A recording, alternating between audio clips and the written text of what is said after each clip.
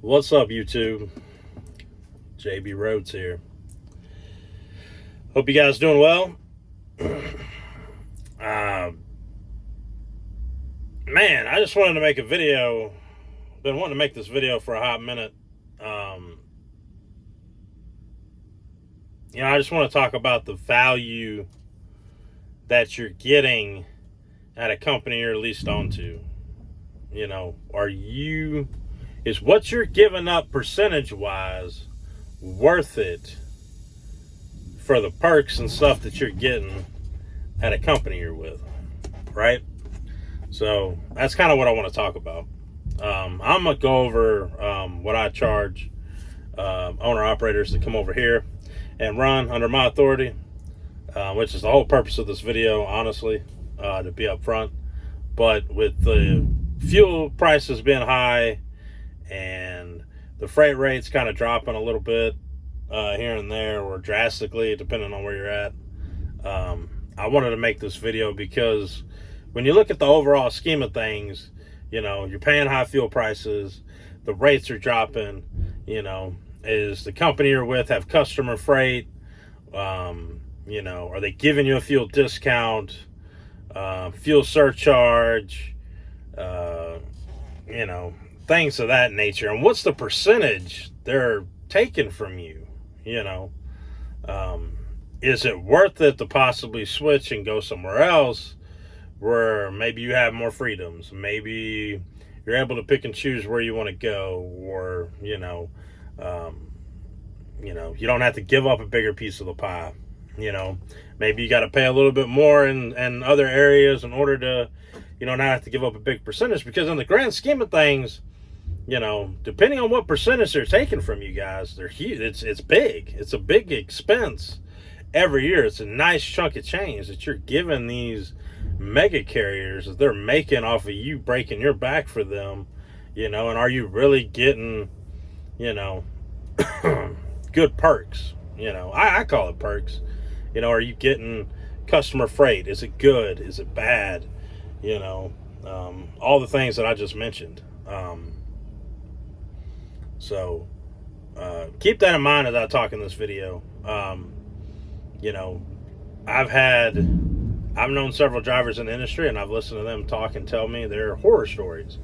I work for this company and they charge me, whatever, 25%, and then you look at kind of like what they're doing and how they're running. In actuality, at 25%, you're giving up a lot and you're not really getting anything in return. So, and I primarily run spot market freight, DAP boards, Uber Freight, Convoy, whatever you want to, all the different little ins and outs you get out there. So, I like my freedom. I like not being tied down to somebody. I don't like having, strict, dedicated customer freight. I'll pull stuff for somebody for weeks at a time because I want to, not because I'm contractually obligated to do so. So, so it kind of lets me set my own schedule and things like that. So let's get into it. I've known several drivers, that work for, I'm not going to name any companies. Okay. I'm not here to bash other companies. It's what they do. I'm here to promote myself and what I'm offering drivers. So, but I'm going to talk about some of the negatives that they have at other companies without mentioning their names. So, certain companies charge 25%, and then they basically, okay, force you to run their freight no matter what. Like, they say they're giving you a choice, but how often are you able to be like, let me get on this load board, here's a good paying load, and I'm gonna take it and go, and then I'll get back over there to the carrier I'm working for, their freight, and pull it. Sometimes they'll give you 2 or 3 options, like, you need to choose from these 3. We're giving you a choice. Okay, sure you are, but can I go do this? Can I, if I see a better load that's better than your customer load, can I go get something else? And a lot of times that's not the case. And then, they have clauses and stuff in their lease agreements where, if you're causing too much trouble or you give them a hard time, be like, well, it says we can terminate your contract in 24 hours, and then it's like a subtle threat, like, are you threatening me? No, we're not threatening you. We're just reminding you of what it says in your contract. And it's like, you kind of threatening me. So it's BS like that out here. That's laughable. I've talked to some drivers in the past where like, oh yeah, stop at Pilot Flying J, and I'd be like, they give you a fuel card? I'm like, yeah, I got a fuel card. It's like, are they giving you the discount rate, or are you paying pump price, like full price? I'm spitting all over the place, I'm sorry. And come to find out, he wasn't getting the discount. They were charging him full price for fuel. It's like, damn, dude. Like, how greedy of a company do you got to be where you're like the driver is paying for the fuel? Granted, he's paying it through you. Like, I don't get charged a processing fee or a card fee or something through some of these places. But you're snatching. Like, I get 15 cents off the cash price of Pilot Flying J. It's not a great freaking discount by no means. And I hardly ever use them. But I'm not going to take that 15 cents from the driver. What? He's paying for the damn fuel. Let him have the discount. Like, it's insane. Then you got some companies that are, they'll take your fuel surcharge. I know one company that takes 100% of the fuel surcharge from the driver. Then you got some companies in their contracts that'll take, a certain percentage, 5% or something. Okay, well, I mean, if it's in the contract, you agreed to it, you kind of agreed to it. But some of these companies where, maybe you didn't agree to something, and they're nickel and diming you for everything. Like, you're already taking, whatever percentage, let's say 25%. And then you're taking my fuel surcharge. Then you're taking the discount at the pump. Like, sometimes that's $40. $40 every time you fill up. Well, I know with like Pilot Flying J, it's anywhere from like $20 to $40, give or take. But every time, it's crazy. Not being able to, like, I know this one company, I got a lot of their drivers. So, they would not let them book loads unless it was like a C.H. Robinson load. They only wanted to deal with C.H. Robinson. So basically, they'd give the driver one of their company loads. They'd go deliver it, and either had the deadhead back to go get another company load, or have to get like a C.H. Robinson load. Now, a lot of the local guys, it just was like within like 150 mile radius or whatever, but go deliver that and then go back and get another one or whatnot. But then it's not consistent. It'd be good for a couple days and then not good, another time. They take care of their drivers first, which is understandable. But it's also your responsibility as a carrier to make sure those guys are making money. So, to sit there and leave them high and dry from time to time is not cool. So, I'm going to get you, motherfucker. Goddamn bug. I've been trying to get him for a hot minute. Oh, I think I got him. All right, cool. But it's just not cool, man. Like, I don't know if it's greed, it's ignorance, they just don't give a damn about you. I don't get it. We're all out here to make money. There's enough money to go around. Why are you gonna starve guys that chose to come to you, that you told them they'd come make money, and then, which basically lied to their face, or that you only want them to make the money that you want them to make, which is asinine if you ask me. And then get mad at them when they're not making money and they want to try to find other avenues to make money. Like one gentleman, He would take a load, he'd take a customer load, and then they would be like, oh, we found you a load coming back. That load coming back is paying absolute dog shit. And he'd call me up, or some of the other guys, and be like, hey man, can you look on the board? See what's out there? Oh, here's a banging ass load right here. It pays double what they found you that's coming back. It's like, what the fuck, man? Pardon my language, but fuck. Like, there's a load paying double, paying, you know, well over $3 a mile you could take, but they're wanting you to pull this, you know, cheap shit at barely $2 or $2.25 or whatever, and it's like, that one's sitting right there. All you gotta do is call and book it. I use that broker all the time. I've probably had maybe 2 brokers.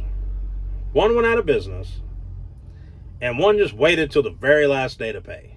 The factoring company. I use a factoring company, is what it is.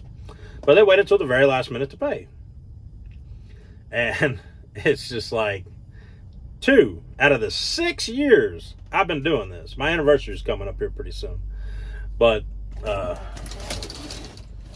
making sure they're still loading me. It's hot. But out of the 6 years I've been doing this, only 2 brokers I've had an issue with. You know, other than that, I've been able to work out any problems I've had.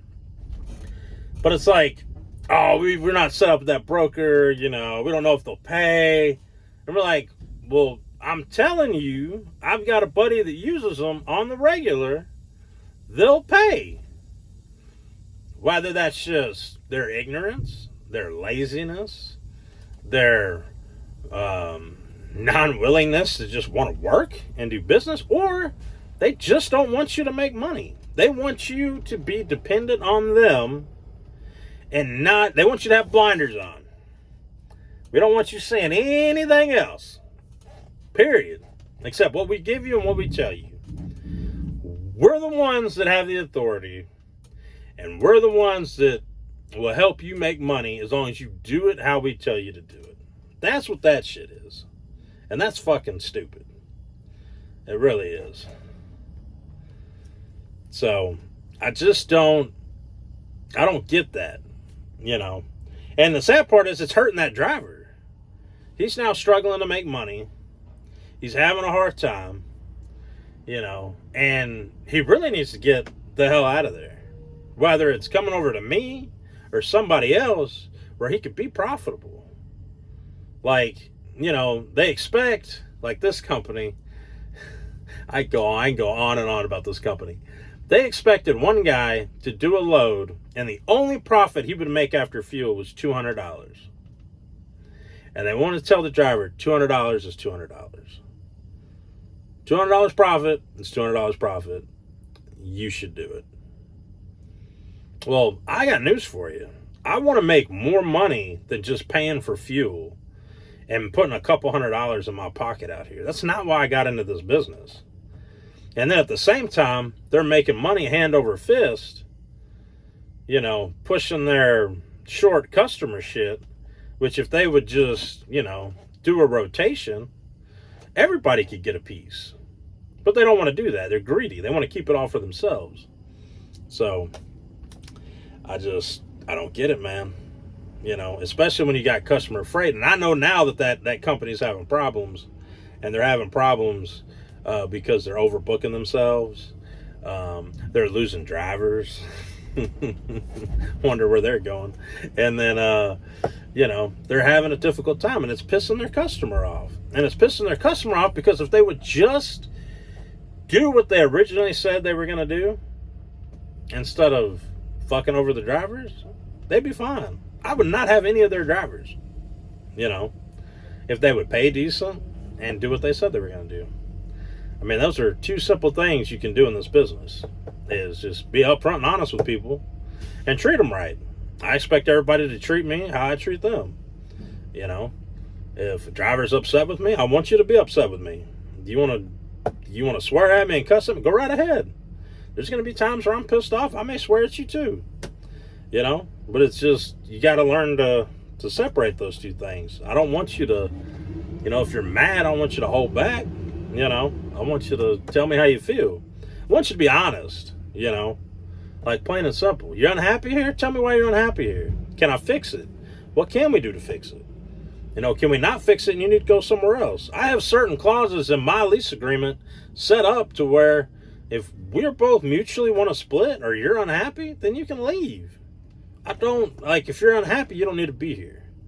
But a lot of these other companies, we're gonna take your money and, hold your last check and this, that, and the third. And, if you want to leave and go somewhere else and there's grass is greener, by all means go. I had one guy got his own freight brokerage started while he worked with me. This guy took a chance on me off of Facebook. He nervous as hell, and he couldn't believe what I was offering him. So, and he took the chance on me. And, he ended up starting his own freight brokerage, then got his own authority set up. And he called me, said, "Hey, Jay, JB, I'm leaving." I'm like, "All right, cool. Not a problem." He goes, "What do we got to do?" I said, "Well, we ain't got to do much." I said, "Just put your ELD in the mail back to me when you're done driving for the week, and make sure you got all your bills turned in that you have. And then, once I get that ELD back, I'll send you your deposit for it. And then, we'll stay in touch in case there's any issues that come up later, because things take a while to deal with, like brokers taking several days to pay. It might be an issue, send in your paperwork, send me your bills, I still talk to him this day from time to time if he calls. He's got questions, needs help. I help him with his freight brokerage. He got his authority and everything set up. He really didn't need me for much, but, he stayed with me for a little while and then parted ways. He was great. I had no problems with him. He worked, did his job. He liked being over here, as far as I know, and now he's off doing his own thing. I ain't going to hold nobody back from wanting to get their authority or going and doing something else. I think it's great. Do I want you to continue to work over here? Absolutely. I make money off of you. But if the grass is greener and you want to do something else and better yourself, by all means. I do not care. I applaud anybody that wants to go out there and get their own. Sorry, I get little messages and stuff and I look at them. But I want you to go out there and do what you want to do. And if you're not happy getting your authority and you just want to run under somebody else's, I'm here for you. There's been, God, what else have other companies done? I mean, stealing right off. Like, it's funny, like, well, you call it stealing or however you want to look at it. But one driver at this horrible company that I know about, they would take money off the top of the loads. So not only are you giving up a percentage, they're now taking money off the top and then going, this load pays $800 when it's really paying maybe $11. So they take that money off the top and then they're taking a percentage out of your $800. It's like, whoa, what in the absolute fuck is going on? Like, I can't believe it. And maybe that's a norm. Maybe companies do that stuff. But that don't make it right. It don't make it right at the bit. What am I paying you a percentage for? I want the full rate and you take your percentage. And maybe I'm wrong in that scenario. Let me know in the comments. I don't think it's right. I wouldn't do that if I had customer freight. I'm not going to take money off the top of the load and then be like, all right, well, now I want my cut out of there. I don't think it's right. So they do that. I remember one time he had called me and he told me a story. He goes, well, I was kind of on the phone sort of when he told me, so it wasn't really a story. It was just kind of, I heard it live and in person almost. The carrier called him and was like, hey man, they got this hot load that needs to be moved. They don't have anybody else, yada, yada, yada. And, what do you want me to tell them? And he goes, I'll tell them I'll do it for $1,500. He goes, okay, all right. He hangs up with them. He calls the customer back, and then he calls back. He goes, hey man, I couldn't get 15, but they said they'd do it for 13. Well, not knowing that this driver has a line of communication with somebody with that customer, That guy calls the driver back. Goes, hey man, hey, you got what you wanted on it. Got you the 15. And he goes, no, I got 13. Oh, we agreed to the 15. So that motherfucker on the phone, after the driver telling him I'll do it for 15, gets the 15, then lies to the driver that he only got it for 13, takes $200 off the top, and then now he's losing 15% on that $1,300. So not only are you taking $200, but you're taking that additional 15%. And that's some bullshit. Then he gonna sit there and lie to his face. And then when confronted about the situation, oh, well, if you're just unhappy here, you can leave. We don't need you here if you think we're stealing from you and lying from you. But you fucking are! The fuck is wrong with you? It's great. It's fucking unbelievable, but I don't get it, man. Yeah. I don't, it blows my mind and it baffles me that shit like that in the industry goes on. And people wonder why, whether you believe it or not, there's a shortage or this, that, and the third. Look, people don't want to keep working for these dirtbag companies that do this shit. This is why we can't keep butts in seats. That's why some of the mega carriers have a 300% turnover rate because of the way they treat people. Like, we're human beings. This job's hard enough out here as it is without the company behind you fucking with your shit. Like, plain and simple. Some of these places, you could bitch all day long out here. There's just shit food. It's hard to get good choices, and some places don't let you use the damn bathroom. Oh, we don't allow the public to use our restroom. I'm not the public, motherfucker. I'm delivering to you. I'm supposed to be here. I didn't just wander in off the fucking street. Like, at least put a porta potty out, something. Give us a common decency instead of fucking trying to hold it so I don't shit my pants. Like, you don't want me shitting out here in the parking lot.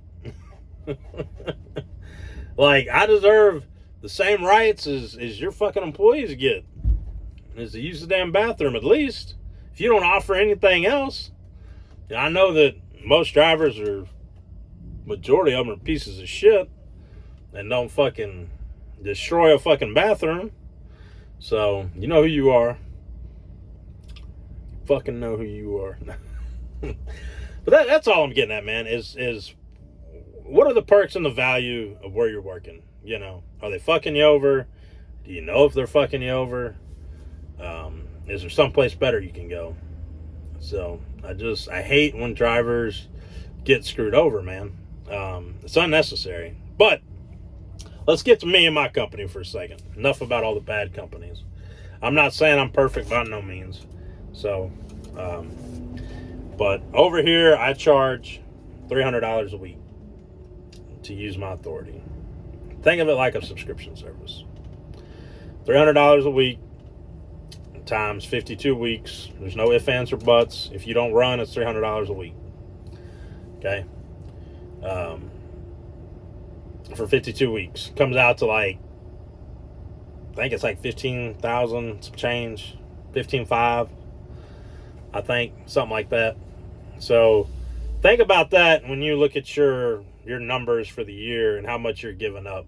Can you put more money in your pocket by making a change? I'm not saying it's got to be me. It can be anybody. But think about that and the value you're getting. So over here, guys run my authority like it is their authority. You book your own loads. You dispatch yourself. You sign your own rate cons. I do not touch them. There is a rare occasion that I do touch your rate con, and that is if there is a problem. So other than that, you sign your own rate cons, you book your own freight, you make the phone calls, you negotiate your loads, you pick and choose where you want to go. I do not care. We don't go up into Canada. We don't go down into Mexico. I'm looking into Canada in the future. But you pick and choose and go where you want to go. When you come over here, you're an owner-operator. You need to know the rules. You should know the rules and how to do your job. I'm not over here to babysit you. Okay? You come over here where the big boys play. All right. You're responsible for yourself. You have to have your own plates. You have to get your own IFTA. If you don't know how to do it, I'll show you. Might take you a couple times. After that, you do it on your own. Okay? The reason I have guys get their own plates is because if you're upset at any point in time and you want to leave, you can take off. Okay? I'm not trying to hold you here. I'm not another mega carrier. I'm not holding you hostage to nothing. Okay? That's why I do it that way. Insurance is relatively cheap. What you will end up paying is what I started paying when I first got my authority. So depending on what you find for bobtail and physical damage, my cargo liability, depending on my policy renewal, is $591.07. That with your bobtail FizDam, maybe a couple $100 more, then that's something you get separate from me.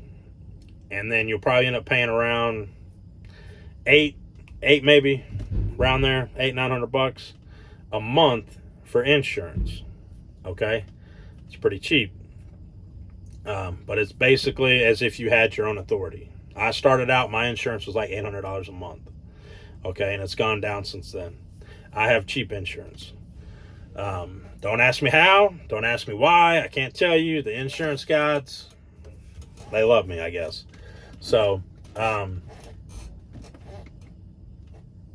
to think. ELD, I pay for your ELD. The only thing I ask is a $250 security deposit in case you damage it, you lose it, or you don't send it back to me when you leave. Other than that, I pay for it. So I do not charge you a monthly fee for ELD usage. All right. If your truck does not require ELD, we'll discuss that via email or phone call, what you need to do about that. But all the FMCSA, DOT rules apply. You got to keep your truck up to date. You need to keep your maintenance and stuff up to date. You know, you should know the rules when you come over here, like, period. Some of the initial requirements, you have to be 25 years or older. These are insurance requirements, by the way. You have to have 3 consecutive years of driving, no gaps. So you have to be at least driving for 3 years consecutively. I cannot hire anybody from the state of Florida. Sorry. Insurance rules. And then if you need bobtail physical damage insurance, I can get you over to my people and they can get you a quote. I don't get any kind of kickback at all. That's just, I'll let you deal with that guy and you can see if it's worth it. You can shop around. Don't care. I'm trying to think if there's anything else. You know, I'll coach you along a little bit if you need help. You go on my phone and you can call me night or day. If you got a problem, an issue, you call me. If you need assistance, I will talk you through it, walk you through it, coach you, give you advice, everything like that. Like, I want you to succeed. So if you succeed and you make enough money, you might want to bring on a second truck. So I don't want you to fail at what you do. And anybody that works for me will tell you the same thing. So unless you're just a complete bonehead or a moron, then ain't nothing I can do about that. So, but you need to come over here with you want to hustle, make money, get out here, do your own thing, be your own boss for real, get to actually pick and choose your own loads. I'll put my email down in the description so you can send me an email if you're interested. Snap. Are we done? Oh, we're done. Shit. All right. I got to get my load.